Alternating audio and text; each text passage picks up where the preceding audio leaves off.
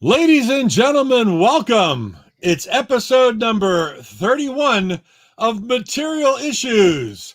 I'm Mark Hershberger of Pop Detective Records, and joining me, as always, my very good and healthy friend today, Mr. David Bash of the International Pop Overthrow Festival. David, how you feeling tonight on this beautiful December 22nd evening? Well, first off, Mark, I want to wish you a happy 60th. Thank you. Thank you very much. Thank you. You're very welcome. I'm feeling better than I have been. Obviously, been having anxiety issues. I'm not sure exactly what's precipitating them. I think it's just free flowing, but that happens, or free floating. That happens sometimes.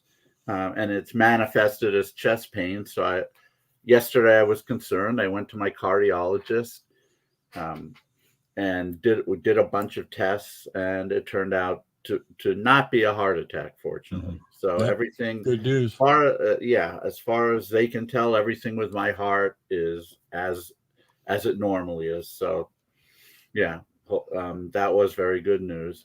And otherwise, I'm feeling well. Working on IPOs coming up. Right. We have Phoenix, Chicago, Liverpool, and Vancouver scheduled at the moment. There'll certainly be many others, as the year goes on. Obviously, we have the ongoing concern of Omicron and how it's going to affect things. Hopefully, not that adversely, but no one can tell. Now, maybe you can explain to me, though, how did they skip from Delta to Omicron? Aren't there a lot of letters in between? Thank you, Andy. My knowledge of Greek is sparing at best, so I'm not going to even go there. We won't go there. I have no idea why they choose the letters they do. I'm sure there are plenty of people out there who know the answer to that. I was just curious. I was like, why go directly to Omicron after Delta? Did we miss all the variants in between, or Epsilon? I don't know. But yeah, fingers crossed that everything stays at least status quo for right now, and we get through the holiday season and into the new year, and temperatures drop here on the East Coast, and it kills all the virus floating around the air. Yeah. There you go. Hey, people will believe stupider stuff than that. So I know, but why not? But I can't believe we're on to episode 31, which is fantastic. We've got a number of things scheduled for the next few weeks. It's going to be good. And some really exciting potential irons in the fire. Yes. Hopefully they'll come to fruition, but we'll just let everybody. We'll just let everybody know that potentially some really cool people in the fire come February. So we'll keep everybody apprised. And of course, they should subscribe to the Facebook Live group here. They should subscribe over at YouTube. We'll get notifications, let you know who's coming up, and let you know what's happening. So tell all your friends. Material Issues, coolest place to hang out on a Wednesday afternoon on the West Coast, early evening on the East Coast. And later evening in the UK, as Andy Hartley knows well. Yes, Andy always joins us late. We do appreciate him hanging out. He's one of our always viewers. We love it. And I'm always surprised. I'll get messages from people telling me they're listening. Of course, they never comment. Yeah. And you don't see the names of the people who are listening if they don't comment. So sometimes it's hard to know. Often it's hard to know. Mm-hmm. And there's some people who, I assume are listening, of course. And then there are others who just seem to come out of the blue. And it's like, it's great. So hopefully our membership our membership's over 1,000 now. Yep. And hopefully, nice. A healthy percentage of that are listening. We try to make it fun. We always have interesting guests. So if it's not fun, it's not the guest's fault. Yeah, exactly. And it's not my fault. So where does that? It must be my fault. Right. Well, I'm getting older now. I can barely hear or see.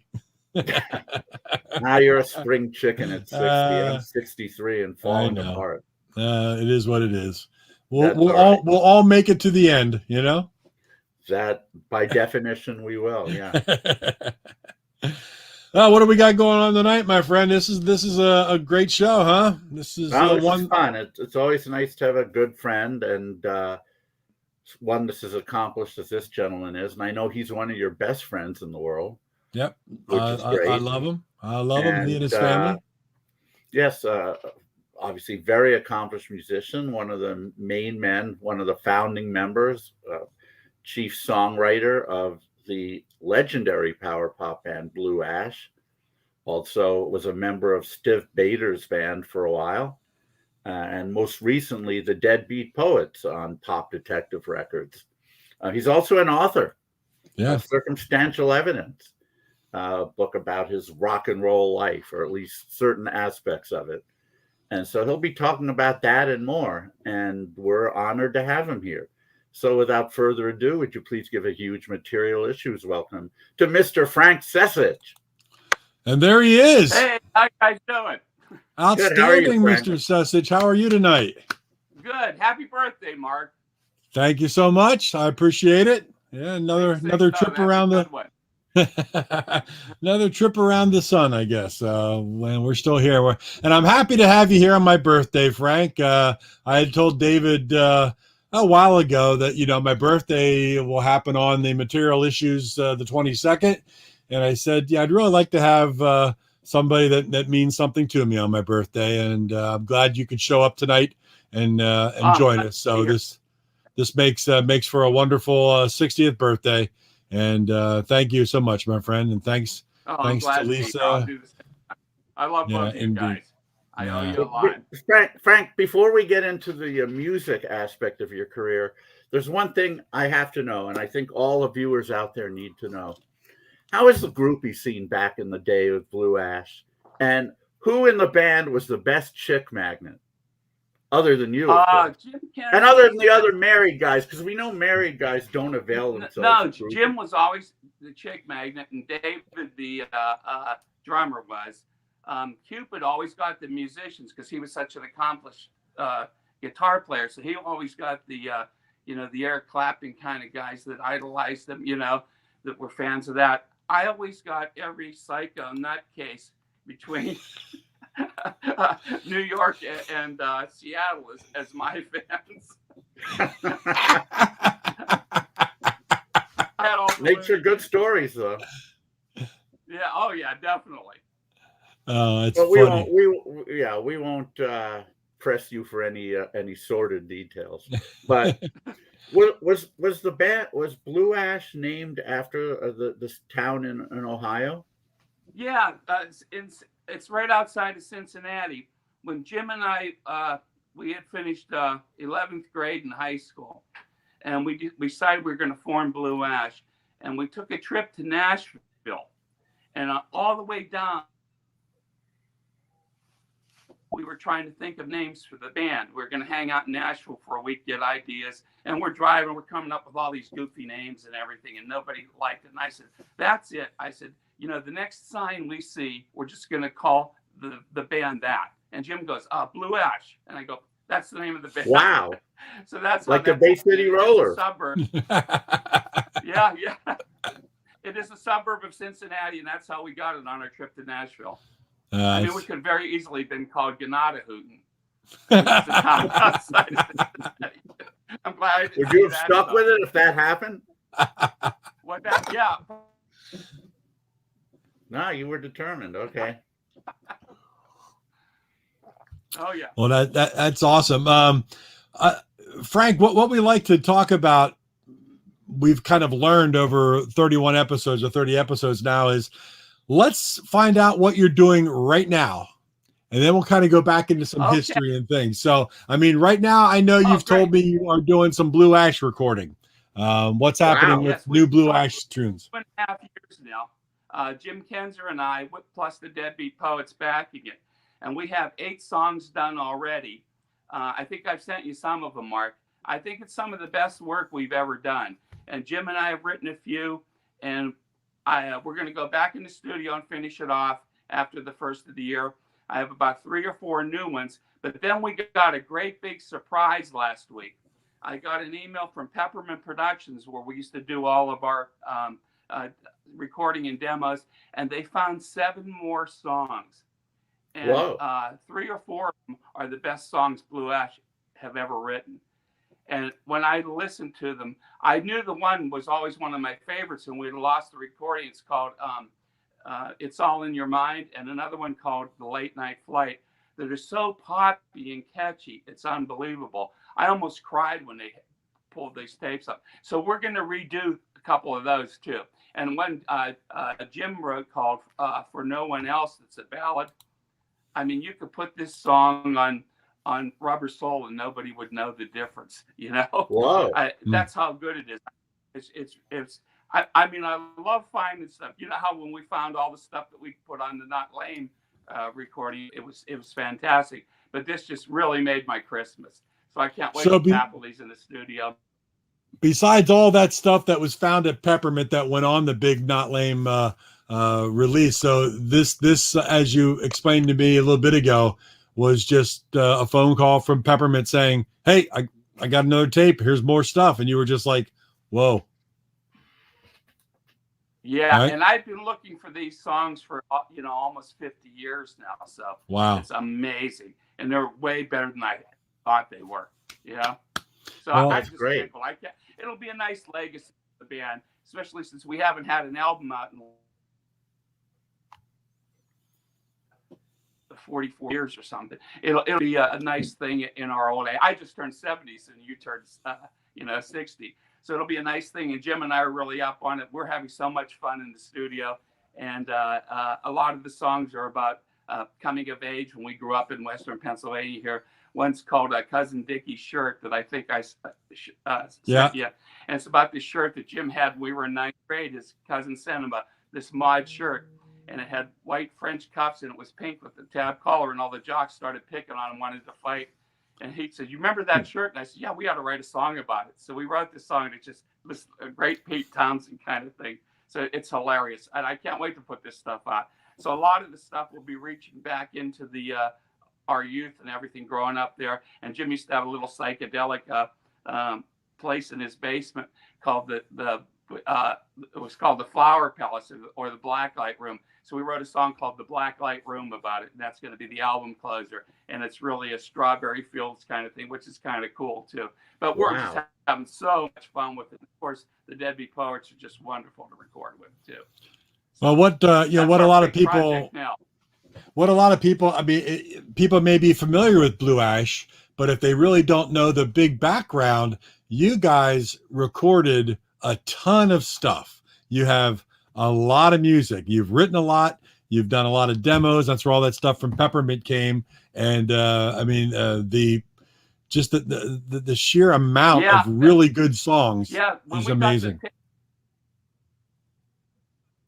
When we found all the ones that we did for the Not Lame album that you set up, Mark, that around again in 2004, there were 219 recordings. And extra 7, so there were like actually 226 Blue Ash recordings. And I have a fellow down in Australia, David Lang, that started his label up again. He's interested in putting out a lot of the old stuff again too. So I think there might be some concept with that. And George and him about it. So things that'll. One of the coolest archive series, Live Tomorrow. Ash's first recording we did in 1970 with Bob Mack, who discovered Tommy James in Pittsburgh. And Bob took us into the studio there. He was a famous DJ. And we did a tribute to Janis Joplin and Jimi Hendrix, who had just died. And this is in the late fall of 1970. And 1970. And it's an amazing little record. It kind of sounds like the Moody Blues. And when you hear it now, you'd wonder why that was never a hit then. Mm-hmm. But so that's going to come out in the archive series. Mark, I think I gave you the original acetate of that. I got that. Yes, I do. There's a lot of really crazy stuff coming out on Blue Ash. So we're just tickled with it. And like I said, it's going to be a nice legacy for the band. It's awesome. It's awesome. Well, I don't have an acetate of anything you've done, but I do have something pretty cool. I mean, besides this, of course, being your first album, which has become somewhat collectible,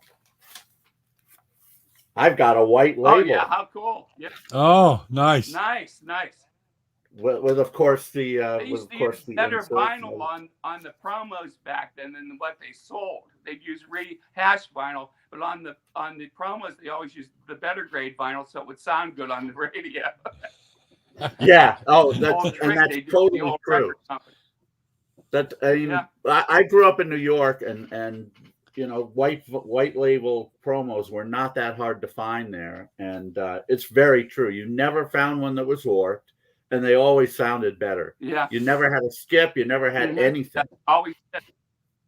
And they were cheaper. If you could find one, you could get a new promo for $2.99 when albums were going at stores for $6. So. Oh yeah. Every advantage. Definitely. Yeah. Well, that's great news, though, Frank. Blue Ash new recordings. Everybody's gonna look forward to that. I'm sure it's going to be amazing. So we're glad that you're still healthy and writing and recording, and Kenzer's actively singing his vocal cords off. That's great. He's as good as he was when he was 19 years old. He'll be 70 years old a week from today. So happy very birthday. nice. Oh, wow. That's nice. And you're using the rest. Just belted out. And the rest of the guys from the Deadbeat Poets are backing you up.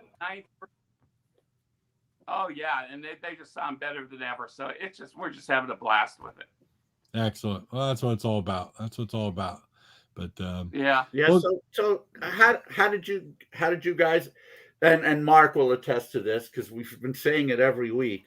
Back in the day, you know, so many we've heard stories on Material Issues from so many bands who back in the day when they got signed, they would just march into the building of a record label, storm into the office of the A&R guy and say, "You're going to sign us." Sometimes they'd come in costume, but back then you could do stuff like that. How did you guys get your deal with Mercury? Oh, this is the craziest thing in the world. There was a local musician here named Gary Del Vecchio. And he was trying to hustle his tapes up in New York at Mercury. And he was in here, Paul meaning Nelson's Youngstown, office. Ohio? So Youngstown? What? Here, meaning Youngstown, Ohio. That's where he was from. But he was in New York City at Mercury Records in Paul's office trying to sell his band. And there was, literally hundreds of tapes just stacked all over his office. And on the top one, there was one from Blue Ash. And Gary says, "You ought to listen to these guys. They're from my hometown. They're really, really good." So Paul put on the tape, and it was half the songs were on our first album, Plain to See, I Remember a Time, Abracadabra. And he was just knocked out by it. So he called Bud Scappa, who also worked at Mercury. He said, "Bud, come here. You got to listen to this." And they went crazy. But here's the best part about it. They went out to eat that night at a restaurant called La Strada. I think it was on 48th Street or 46th Street. And they used to always eat there. And they're eating at a table, and there's three girls next to them, and they're talking. And they're talking about Blue Ash. And Paul says, "Excuse me." He goes, "Are you talking about a band called Blue Ash?" They overheard their conversation. And they said, "Yeah, they're a great band. We're from Jamestown, New York. They play up here up in our town all the time." And Paul goes, "We're from Mercury Records. We just got a tape on them today, and we're just knocked out by the tape." And the girl said, you guys see them play live. They're just terrific." So the next thing we knew, Paul was on a plane, called Jeff Jones, our manager, wanted to come down and see us. So we played at a place we used to play called The Apartment, was our home base, and Jeff had his office in the back. So we do the set, and Paul's out there watching us. And we go back to the dressing room, 5-10 minutes. He doesn't come back, 15 minutes. And Jeff says, "Oh, maybe he didn't like you guys." They said, "Well, I'm going to go out there and you know, ask him, see what he thought. So he's sitting at the bar, and I said, well, what did you think, Paul? And he goes, well, he goes, I'll tell you what, he goes, I think you're one of the best bands in America. He goes, and I'm going to sign you to Mercury Records. He said, I'm just sitting here planning it out because I had no idea you guys were that good live either. You know, so I went back in the dressing room. I said, all right, boys, pack your bags. We've just been called up by the major leagues. So that was pretty fun, you know.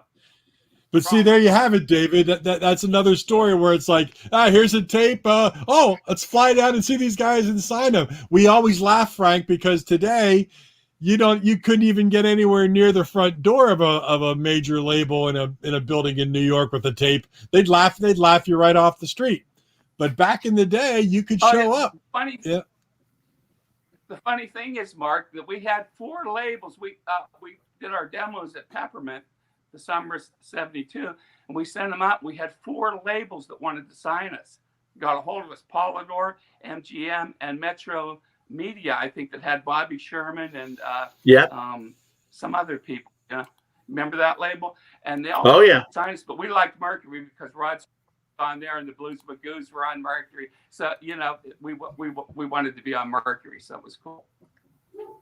Oh, that's cool. You made the right choice. Because Metro Media went not long after that. Oh, yeah. I think Mike Curb, I think, wanted to sign us to him or something. And we didn't want to go with that, though. So you didn't want to be on the same label as the Osmonds. So when we had our second, went to making demos for our second album after we were dropped by Mercury. We did an audition at Columbia, their studio, and we almost got there. And then we almost got signed to RCA. But the funny one was Emperor Records, Nat Weiss. And he really, really liked us. And he flew down to Youngstown, spent the weekend. And that's another, we did it with the key player and everything in Peppermint Studio. And we found those tapes too. Those were additional ones that Peppermint's just found too. And Nat knew it. He had some things going on, and he didn't want to hold us back. He said, I probably couldn't do anything for another year or so. And he did really well with the Romantics in that. He was a cool guy. He was the Beatles' American Lord in the late 60s. And so I wish we would have signed with him, but we ended up going with Playboy. And Richie Gardner wanted to sign up at the same time. We should have gone with him as an action deal. But we had a lot of offers. So, it was fun. Yeah. Let's go. You talk about the tape that got you signed to Mercury. How many of the songs that were on that original tape ended up in the first album?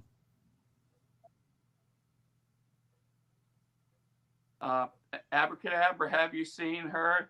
Plain to See, I Remember a Time. I think just those 3. There were 6 at tape. Okay. Silver Horses, which ended up on the Not Lame thing. And Day and Night was one of them as well. Yeah, so those are the ones I remember now. And the first single from the album, Abracadabra? Yeah. Should have been a huge hit. And Dusty Old Fairgrounds. And Dusty Old Fairground, which is an interesting story there as well. You know, a Dylan track unreleased at the time. Yeah, but Paul Nelson gave us that. He was Paul was a friend of Bob Dylan's from the University of Minnesota. He's actually in No Direction Home, Martin Scorsese video quite a bit, and he interviews him. And Dylan talks about Paul too. Dylan stole all his albums when students at the University of Minnesota because he had all these great folk albums, Woody Guthrie and Blind Lemon Jefferson and all this stuff. And they knew it was him. So they went after him to beat up and everything. And there's quite a funny thing in the direction of that. That's the Old Fairgrounds. And we recorded that. We fell in love with it. And Bill Bartolin wrote those ooh parts in that ooh things, and they had to get the rights for it when the album came out, so they called over at Warner Brothers Publishing, which was Dylan's publishing, and they had never heard about the song, and so they took the tape and played it for Dylan, and he goes, He goes, yeah, I did write that. He goes, that's my song. And they told him Paul was involved in everything. And he said, well, tell him to put that on the first single, if not the A side, the B side, because it'll get a lot of attention. That was Bob Dylan's idea. So that's pretty cool. Wow. Yeah. I'm glad you mentioned he liked what we did, you know. I'm glad you mentioned I Remember a Time, because that song always stuck out for me on the album as being very, very Birdsy, unlike a lot of the other stuff. Were you a big Birds fan? Yeah. That was I purposely tried to write it like that, and it came off really good. That was one of Greg Shaw's favorite songs, and he wrote for Phonograph Record Magazine at the time, and they got big articles on us. Metal Mike Saunders wrote a big one, and Greg, you know, was just loved it. He used to have a radio show out there too. So it's funny, David. I've told you before. You always remind me a lot of Greg Shaw. Your personality and your encyclopedic knowledge of pop music, and he was a cool guy. We hung out a lot together. Yes, he was. And Stiv and him out in LA, and funny stories about him. He was a crazy guy too. But I could tell. I got to tell you one real funny story about. Oh, please. Okay. Yeah. When I first went out with Stiv in 1979, I'd never told this story before, and we were going to work for this crazy Dutch millionaire that's going to go on this big tour and take all these bands out. So he had all these people lined up: Joan Jett, Levi and the Rockettes, Pure Hell from Philadelphia. We're all going to go on this big tour. So Greg was coming out there, and he had been a big fan of Blue Eyes. It was the first time I met him. So one day we're at the Sunset Marquee, and he calls up and he goes, I'm going to come over and hang out. He goes, what can I bring? And I said, well, bring a case of Carlsberg Elephants, because we used to drink those all the time. Anyway, so he's coming over. The Sunset Marquee had this garage underground, and it had this echo that was unbelievable. If you slammed the trunk, it would sound like 10,000 howitzers going up, and the cops would always come. We'd be down there and slamming the trunk. So he comes over there, and we're hanging out. By the way, and Joan Jett was there, and she played me her what's the rock and roll song, you know, the first. I love rock and roll. Yeah, the big, that Alan Merrill read, and it was with the Sex Pistols or something. We're backing. It was the first original. Did you freeze, Frank? Yeah, he's frozen. I think you're frozen, Frank. Hopefully he can pop out of it. I'm allowed to do that. Yeah. What do you? Let's see if it works his way back in. But as we said, Frank's got a lot of. That's what she said. Yeah. I figured I'd fall back on that. Okay. You're still a little frozen, Frank. Oh, I'm sorry. We can hear you. Wait. Okay.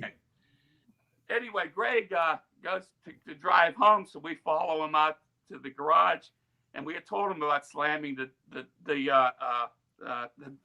trunk down, you know. So he's ready to get in the car. We weren't going to let him drive because he was pretty hammered. And he thinks for a second. He goes to the trunk and he starts slamming it. And he's laughing his ass off. And this thing sounds like cannons. All of a sudden, the cops appear. And they go, what in the hell are you doing? And he goes, I go, he's our friend. He's had a little bit too much to drink. And the cops, the hell out of here. Do not let him drive. So we took him back in the hotel. And I think it was me and Stiv, Joan Jett. There was a couple other people there, maybe guys from Pure Hell or something. But funny stuff. Yeah. Which is which seems to follow you a lot in your career, Frank. You get into a lot of situations. Oh yeah. You and I have talked about so many things over the years, and it's just amazing the stuff that has happened to you and Blue Ash and Stiv and everything along in your career. It's like the stories you have are unbelievable, and that's part of my favorite. Big comedy. I've been blessed to be around some of the funniest guys in the world, to be on the road with Jim Kenzer or Jimmy Zero or Stiv Bators. And of course, just so I just have so much fun on the road. And so everybody knows, so many of these stories can be found in your book, which a poster behind you, Circumstantial Evidence. Absolutely. Yeah, there it is back there if you can see it. Yeah. And of course, anybody can get that from Amazon and whatnot. But if you want to read a book that is just pure rock and roll, easy reading, fun time, from a guy that can tell stories, Circumstantial Evidence by Frank Secich. Make sure you pick that up. It's still time to get it for Christmas. Thank you. Yeah. Oh, yeah. Oh, awesome. Hey, Frank. Yeah. Frank, I'm looking at the poster behind has it in you. Barnes and Noble, so it's out everywhere. You can order it anywhere. Oh, good. Yeah. I'm looking at the poster behind you.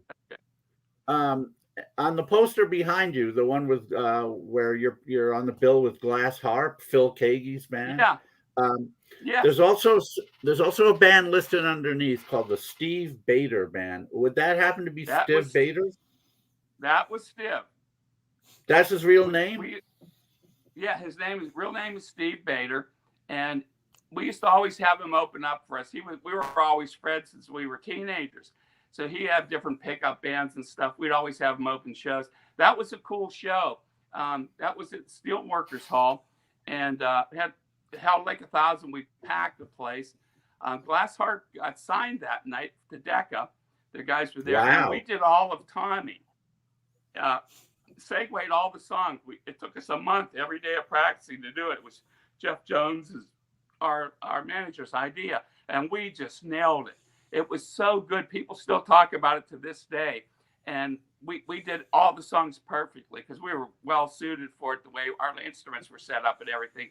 But it was one of the best things we ever did. We never tried it again. We even got heavy gauge strings so we wouldn't go out of tune or anything while we were doing it. But we just completely nailed it. And we got so many encores, and people wanted us to keep coming back. And Phil Keaggy, the great gentleman, his bands were always great. He goes, after we were done, he goes, I don't know how we can follow that. He goes, but we're going to do our best to come up here. And his bands were always so terrific anyway. Oh, yeah. And they were great that night, too, and they got signed. Stiv was great that night, so it was pretty cool.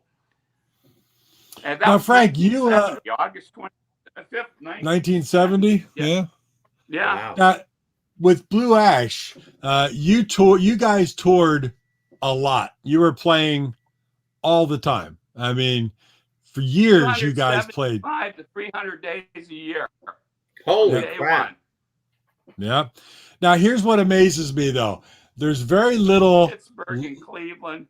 There's very little live material from the 70s from Blue Ash, which absolutely amazes me that you guys could play as much as you played, and there's not more live material. That would have been something to have. Yeah, there's things I'm still looking for. We were actually on TV up at Emporium, PA, which is the headquarters of Adelphia, which was the first cable TV news work that they ever did. And we because of the mountains and everything in PA, and there's a great tape of us somewhere around playing there. I hope that shows up someday. But we did so many live performances. It came to the point in like 72 and 73 before we were signed, we were taking one job for every 5 we were offered for the same day. I mean, that's like unheard of, but we got really, really popular in Pittsburgh and we just played and played and played. I mean, we never stopped, we just were always constantly on the run, but we got really good that way and tight, we could read each other's minds. Oh, yeah. After a thing like that. You were doing all the right things, and I hate to ask this question, but I feel like I have to. I mean, this album has become a power pop classic. There's no doubt about it. In the annals of this genre, it's definitely way up there. Why do you think it didn't sell back in the day? It really should have. Well, from what I heard, a lot of the promo guys at Mercury just didn't know what to do with us. The A&R guys, Paul Scappa, Paul Nelson, Bud Scappa, they all went to the the mats for us. They loved us. But I think we were so different at the time that I don't think they knew how to promote us, and it caused a lot of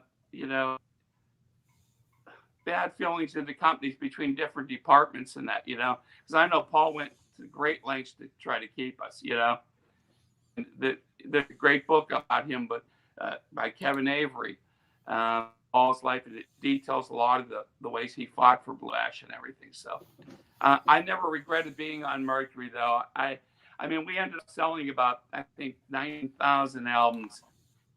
We had 25,000 album. We recorded stuff for a second album, but it never got released. So they gave us an extra single with Anytime at All and She's So Nice on it.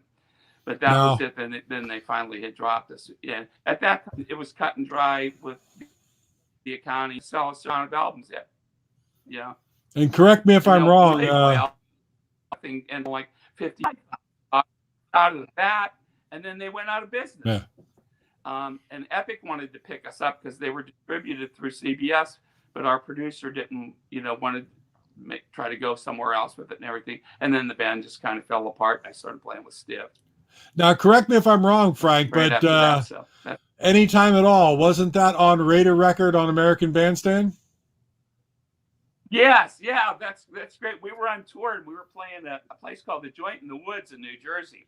And we were there for a week opening up for different people. Marshall Tucker Band, Lloyd Price, another night Commander Cody, and different ones. So Jim and I were rooming together, and we're watching American Bandstand, and Dick Clark says, "Okay," he goes, "We got Raider Record coming up next." He goes, "After this commercial break," he goes, "and we have two great ones." And I slammed the TV, and I said, "I hate that Raider Record shit."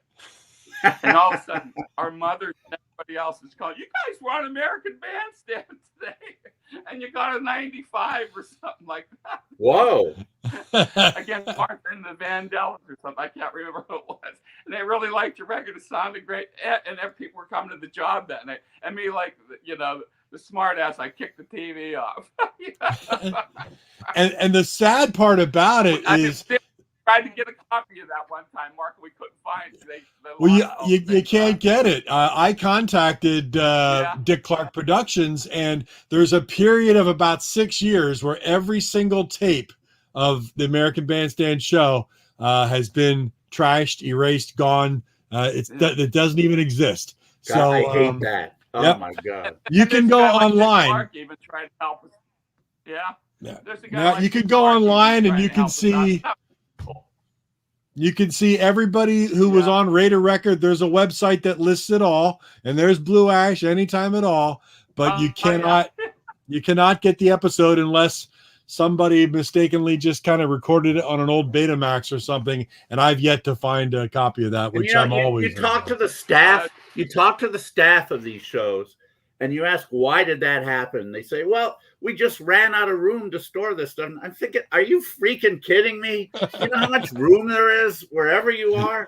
You could have the whole freaking thing on every episode of every show could have been stored, and they just didn't care. Yeah. And it's ridiculous. It's too bad we don't have they didn't have the technology we have now with all the digital and everything. They could have just nailed that stuff archived, Absolutely. But it's just crazy. Yeah. You want to hear a great 6 degrees of separation, Frank? Here's one that you may not know. You guys were on Playboy. So were the Hudson brothers under the name Hudson. The Hudson brothers also recorded Anytime at All for one of their subsequent albums. Wow. Yeah, so there's a little bit of odd trivia for you. Cool. You can knock people out with. Yeah, that's great. Did you get to meet Hugh Hefner when you were on Playboy? No, we talked to him on the phone though. Welcomed us to the label, just like a 15-second call. But that was pretty cool though. And we were signed by Tom Takayoshi, who used to run Capitol Records. So. And Steve Friedman, who was producer of Front Page News, he would stay outside of he was in LA and stood outside the Playboy building. And every day he tried to give Takayoshi our tape, and he wouldn't take it when he'd see him. And so he's finally there about a week, and as he's trying to give it to him again, he goes, "Get in the car." He goes, "Let's go listen to it." He goes, "If you're this insistent about it," and he liked the band, so he signed us. Hey Frank, can you briefly talk about the experience with Playboy? How the record that you guys intended was not really the record that the public got. Yeah, we were really disappointed in it. We didn't want all the strings and horns in it. We didn't even want 2/3 of the songs that were on there. We had a lot better songs and everything. As you could tell from the the Not Lame thing, we had all kinds of good stuff, but it was in Miami and half of it in LA, and we were just so disappointed in it.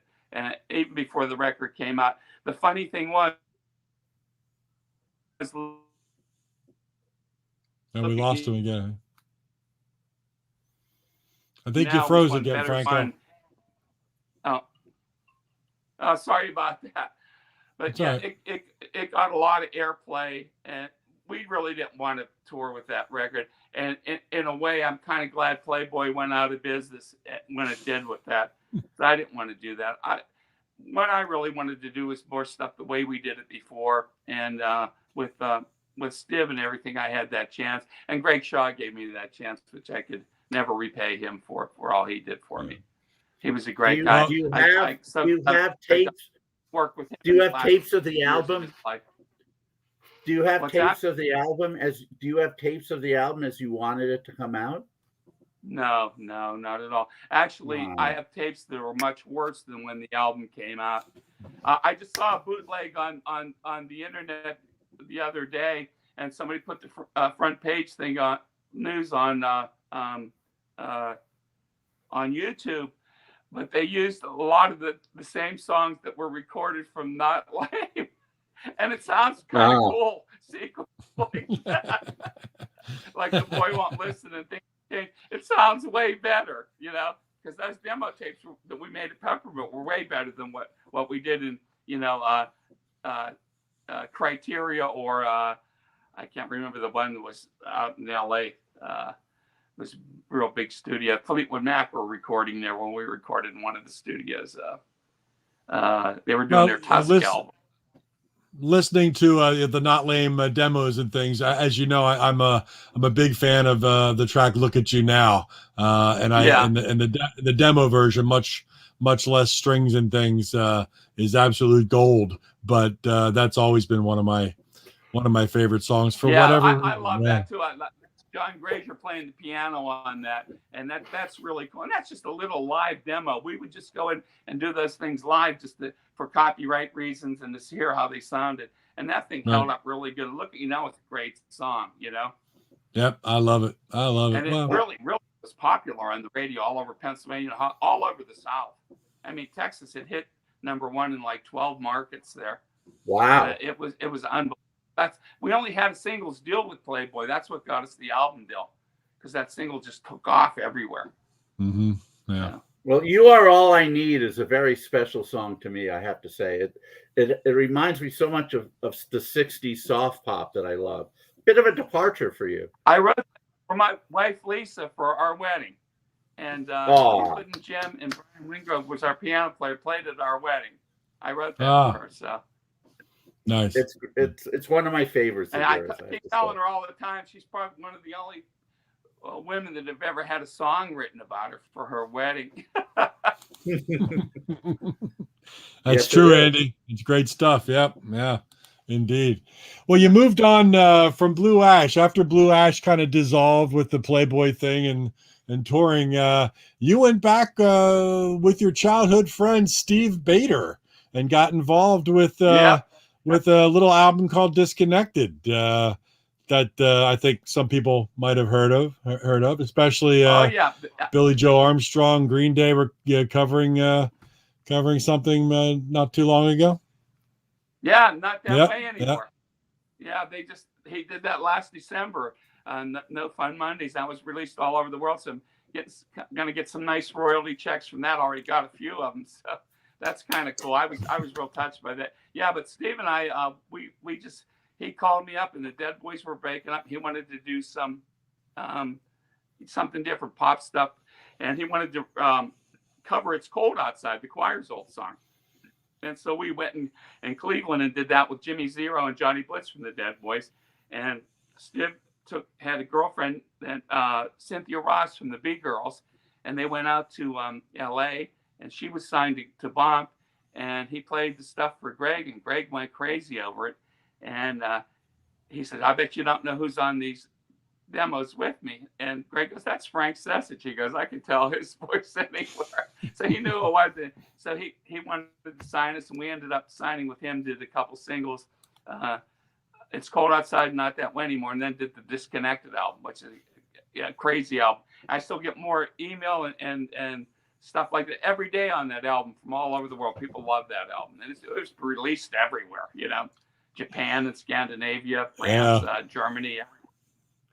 And once again, I do want to bring up that, this show tonight, Material Issues, this is about Frank Secich, and that's why we wanted to cover Blue Ash. And you do have a thing with Stiv, sure.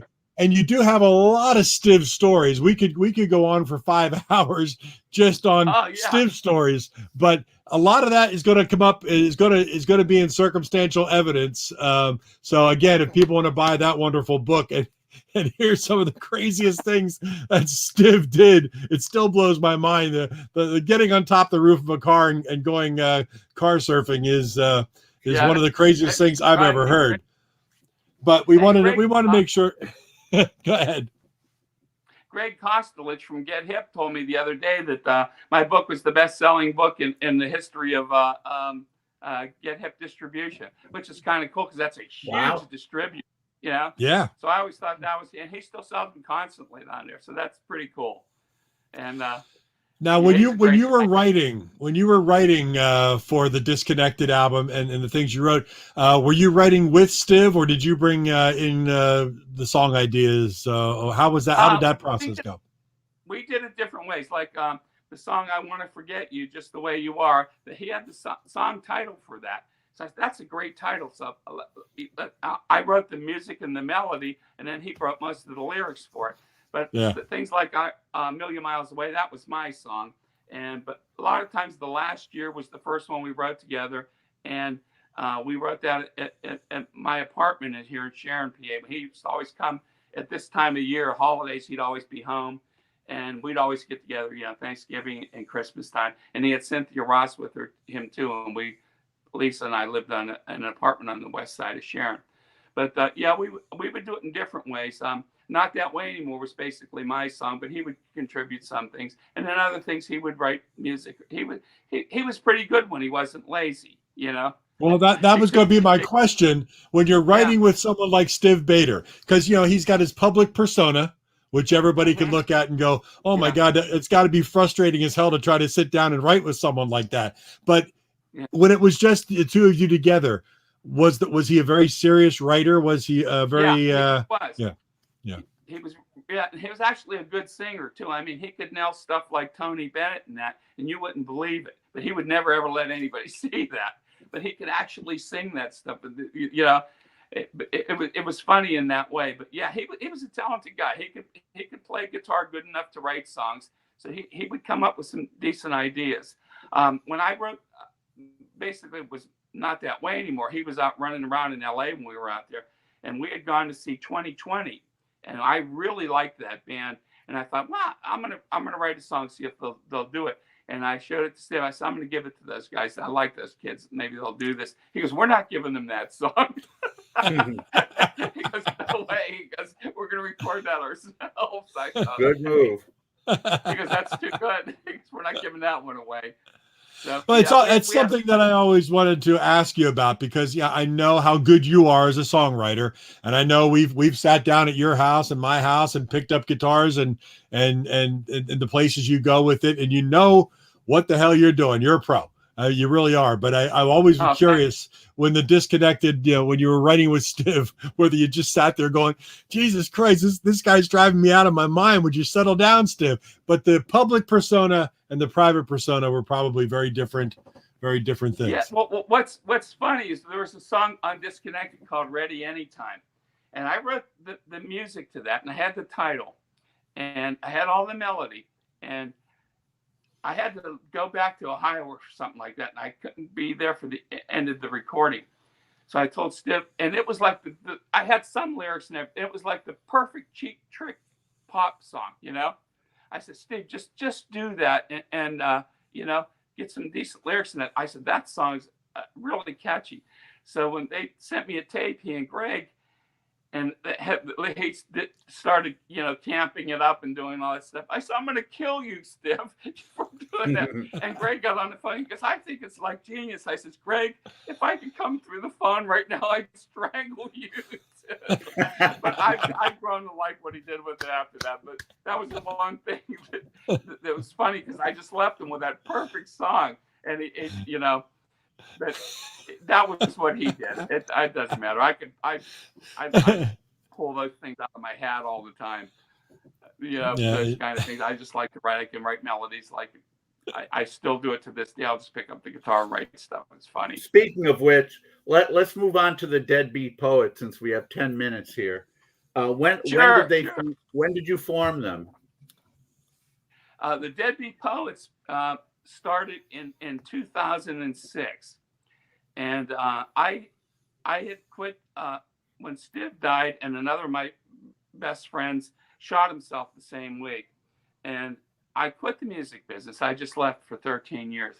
I never even picked up a guitar from 1990 to 2003, and one day I picked up my 66 Gibson with 13-year-old strings on it, played this great riff, you know, and I thought, I have to write this thing now. So I wrote the song, the Stiv Bators Ghost Tour, that ended up in the movie about him.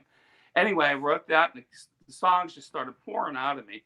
So Pete Revere, who owned Amprion, was in the Deadbeat Poets, would let me come over, and Tom Saylor, another one of my friends at the studio, and just make acoustic demos. And so Pete says, well, let's record some of this stuff and everything. So we started to record it, and I figured, well, I had he and John Corey on drums, and I always liked Terry Hartman, who's a friend of mine from Cleveland, great songwriter. So I got a hold of Terry. It took me 6 months to even find him. He had disappeared off the earth like I did. I said, you want to be in the band? You got any songs? He goes, yeah, I got all kinds of stuff. So it just kind of clicked. And Terry was a great songwriter too, and all the guys in the Deadbeat Poets were. So we made a couple demos, and I sent them out. The only people I knew were Bumps, so I sent them out to Live Records, Patrick out there, and Susie Shaw. And he goes, I love this stuff. He goes, but, you know, there's nothing I can do with it. So he goes, I know this woman in Japan that would be interested in Vivid Sounds. So we sent him over there, and they're all these years not playing. She offers us a contract, you know? Wow. So we finished the album, and then we got a hold of Mark, and Mark put it out when he started his label here. So it was out in Japan and here at the same time. Notes from the Underground. And then Deadbeat Poets ended up, what do we have, Mark? 7 or 8 albums now. Yeah. Well, they're all over my wall. So yeah. I'm gonna go with 8.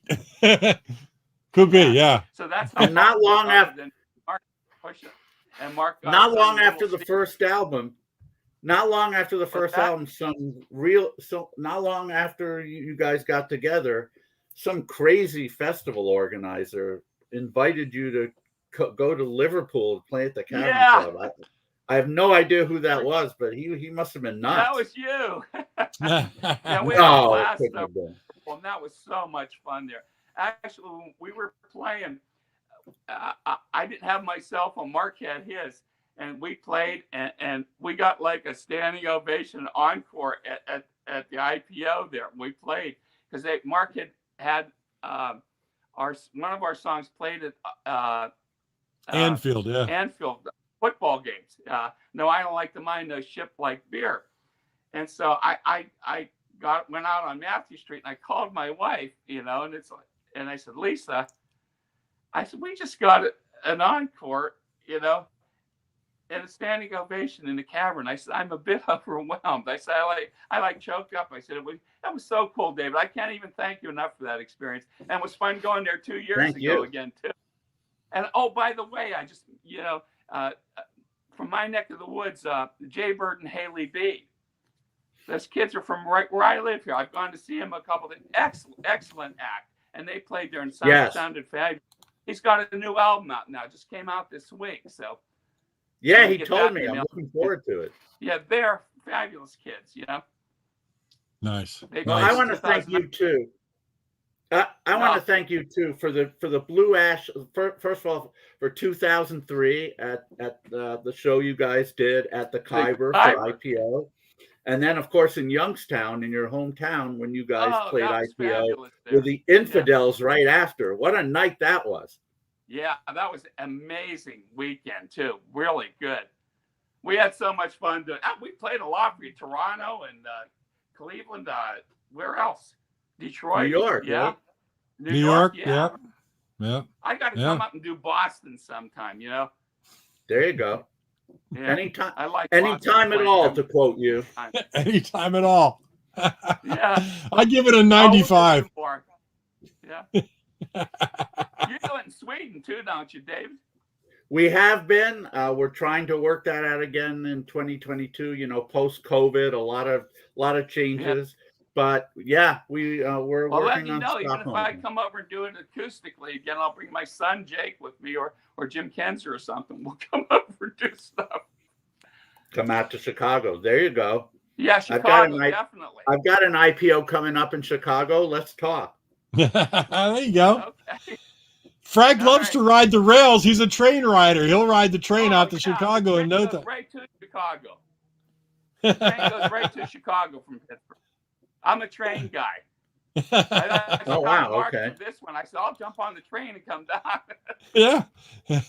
He'll be at my house tomorrow afternoon after he hops the train. It'll be great. Since he's not to be a downer here, but since he's no longer with us, tell us about Cupid. First of all, how did he get that name? He never said. He said he was going to write a book about it. He would never tell. We would always ask, how did you get that name? I'll write a book. He goes, will you pay me the royalties? I'll write a book about it. Cupid was a great guy. Funny thing about him, I knew him when I was a little boy. His Aunt Mary and my mother were best friends. And Mary had a farm out in Brookfield, Ohio. And I'd go out with my mom, and he'd be out there with his dad at the farm. And we would play when we were little kids, jumping out of the hayloft and everything like that.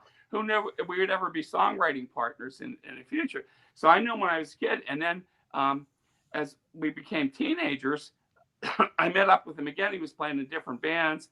And then when our first guitarist quit, excuse me, we were looking for a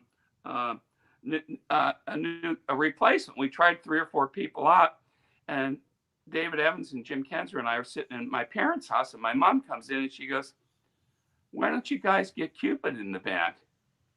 And we just all looked at each other. So I grabbed the phone and I said, hey, Cupid, this is Frank. And he stops me. He goes, I've been sitting by the phone for a week waiting for this call. He goes, I accept. Wow. Yeah. And what I had the great pleasure.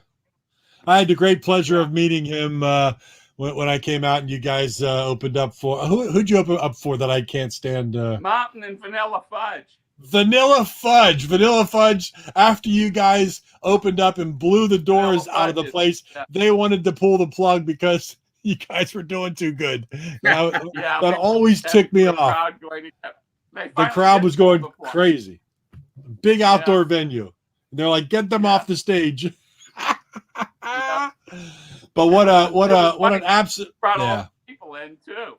Yep. That was a good gig.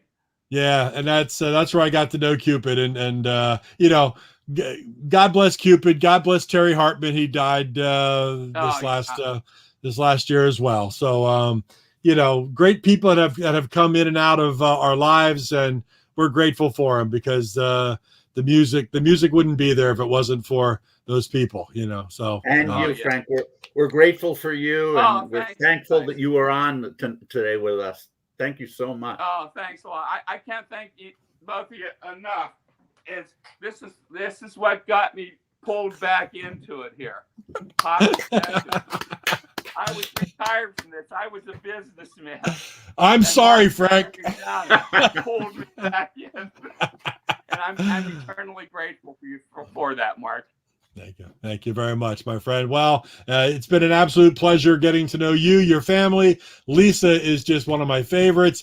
Jake is fantastic. I'll always remember our time up in New York when you and Jake and I were just traipsing around the village and doing all kinds of things. And he was just so into it as a wide-eyed younger adult. And that was just some of my best memories. And anytime you come here, you know you're always welcome. And we have a blast. Well, let him know. I'll tell you what, when we get the blast thing, Jim Kenzer and I will come on back and do it. He's a great interview too. So good deal. That's a deal. We will absolutely do that. So we're all going to look forward to the Blue Ash new music. And Frank, have a great holiday. And love to Lisa, love to Jake, and David, we'll be talking to you real soon. I'll be sending you a message shortly, Frank. Thank you, Mark. Thanks. Happy birthday too. Thank you, my friend. Thank you, Andy. Thank you, Kurt, for checking in. Frank, we'll talk to you soon. God bless. Absolutely. Take care. Well, there you go, David. Episode number 31, Material Issues. Another great one. Yeah. Another great one. Frank's an awesome interview, and you can tell he really enjoys talking about this, and he still enjoys playing music. And yeah, I'm going to invite him to IPO Chicago. And if he could bring Jim along with him, so much the better. That'd be awesome. Yeah, obviously he's another one of those people where we're only, getting the tip of the iceberg of all the stories that he has in his rock and roll life. That's why the book Circumstantial Evidence is so good. If you are a music fan and you want to have a fun read about some of the crazy things that has happened to Frank Secich in his life in rock and roll, pick up Circumstantial Evidence out on Amazon, Barnes & Noble, that kind of stuff. Of course, the 2 Blue Ash albums and the Not Lame, if you can find it, releases. All the Deadbeat Poet albums are all out there on CD Baby and Amazon and all the normal places. So Frank has quite a catalog, and I'm blessed to be associated with him. It's fantastic, and with you as well, my friend. Absolutely, likewise, and I'm sure we'll speak. But I'll wish you a very Merry Christmas. You and your family, and a Happy New Year. But we'll be back prior to New Year's. What do we got? Next week, we've got, as I've said many times, one of the nicest people that anyone would ever have the pleasure of meeting. A man of God, a great singer-songwriter, label owner, just like you. And, all kinds of things to many different people. Jeremy Morris. Coming up on December 29th. 29th. Yep. Right before New Year's. Yep. I think that's a good way to end up 2021 and take us into 2022, which the first show is going to be somebody that you're kind of intimately related to, I would believe. Yeah, I know a couple of things about him. Yes, my dad, Michael Bash, will be on. This will be... thank you, Kurt. Yeah. Fortunately, a false alarm. Let's hope let's hope I don't have to go in for any alarms, true or false. Yeah. But yeah. Anyway, we'll have my dad on, and I'm not just having him on the show because he's my dad. He's led a very interesting life, and you'll hear all about that. And even at age 90, he will charm the pants off of you. Absolutely. Wow. Looking forward to it. Looking forward to it. Yeah, I just hope I hope all my female admirers don't watch, because they're gonna switch their allegiance to him at that point. We don't want that. And on the 12th, you will be doing a basketball game, so I will be helming the show by myself, which is going to be a great show. It will be a great show. At least I hope so, because I will be revealing my best of 2021 list. Right. My top 100 or 125. Then depending on how quickly that goes, I may reveal some other lists like top reissues, top box sets, yada, yada, yada. So we'll see.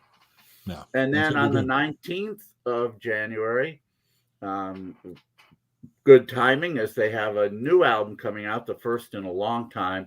We're going to have Dave Faulkner, the main man of Hoodoo Gurus, on. So our first Australian guest. Yep. And of course, you know, another legendary pop band. So we're very much looking forward to that. And then on the 26th, yet another pop legend. He had been originally scheduled a couple of weeks ago. That didn't work out, but it will for the 26th of January, I'm sure. Dwight Twilley. Yeah, it's going to be awesome. And so we're very much looking forward to that as well. And time. then after that, we have some irons in the fire, some very exciting one, hopefully, sometime in February, and a few others that we're talking to. So, you know, one thing that both Mark and I feel confident in is that we're going to have good guests always. Yeah. So, yeah, indeed. You know, very good interviews and, you know, people with stories to tell. Exactly. So just keep listening and tell all your friends, and definitely subscribe to Material Issues on Facebook. Check us out on YouTube as well. And so again, happy birthday, Mark. Thank you. I wouldn't have wanted to spend number 60 any other way than with my good friend David Bash and Frank Secich here on Material Issues. You know, thank you all so much, and thank everybody for all the birthday wishes on social media today. Inundated, and that's just really, really nice. And sure. We'll do it again next year. Yeah, yes, we will. All and good. Many years after that, hopefully. Hopefully, if we're all blessed. But have a great night, David. We'll talk to you soon. You too, Mark. Looking forward to next week with Jeremy. Everybody, Merry Christmas coming up on Saturday. Be happy, be healthy, enjoy your family. We'll see you real soon. Absolutely, everyone. Good night.